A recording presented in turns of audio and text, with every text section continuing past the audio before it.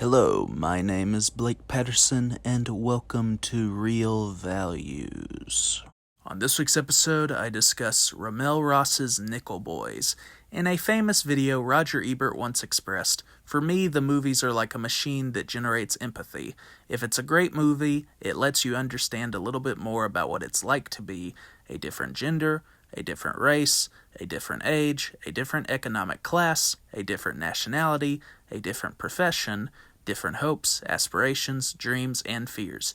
It helps us to identify with the people who are sharing this journey with us. And that, to me, is the most noble thing that good movies can do, and it's reason to encourage them and to support them and to go to them." The quotation significantly came to mind as RaMell Ross's Nickel Boys evolved.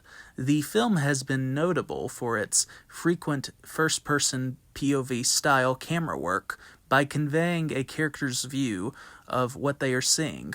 For some viewers, the aesthetic approach will be frustrating and likely provoke motion sickness. As for those who can follow Ross's style, Nickel Boys will be an emotionally gutting and thought-provoking experience through a fragmented structure of memories and illusions. Nickel Boys is a film where one can appreciate its visceral impact but might not watch it again for some time due to how affecting it is. While Ross never depicts the abuse of these young men in a Florida reformatory school, Ross's approach creates tension through what is visually invisible and audibly visible to the audience.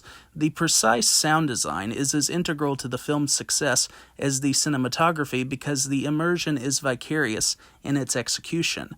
At times, Ross incorporates footage or symbols, except for Stanley Kramer's The Defiant Ones, or the alligator motif, that do not make sense on initial viewing. However, they provoke viewers to question and understand more fully what these symbols and clips represent to the lead characters, Elwood and Turner. Ethan Harris and Brandon Wilson play the teenage versions of these characters. Even with the stylized cinematography, Ross constantly keeps the audience on their toes, causing them to wonder why the adult Elwood is recorded from behind the head and shoulders rather than from his eyes. The audience also notices how what they see of Daveed Diggs's skin color differs from the younger actors who play Elwood. Once the audience learns how Turner has taken Elwood's name after he is shot and killed while escaping with him, Ross presents the shocking truth through an elegantly edited montage in the conclusion. The new angle reshapes how viewers perceive the rest of the film and its confrontation with the history of the American media's response to black people. Even with its focus on past media, Nickel Boys is heartbreaking in its exploration of the trauma these men experience after being abused, particularly in a bar sequence taking place 2 decades later. The ensemble, particularly a wonderful ingenue Ellis Taylor, succeeds dramatically in capturing the emotions of their characters within Ross's framework. Alex Summers and Scott Alario's music also complements the pathos the ensemble creates through Ross's design. Without their emotional investment, Nickel Boys would feel like an academic exercise, particularly regarding Harris and Wilson's performances.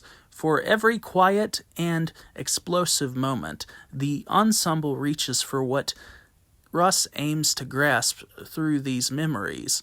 As Nickel Boys leaves the viewers with overwhelming devastation, they wonder about the untold or widely unknown stories of America's past and how to reassess and examine what has happened.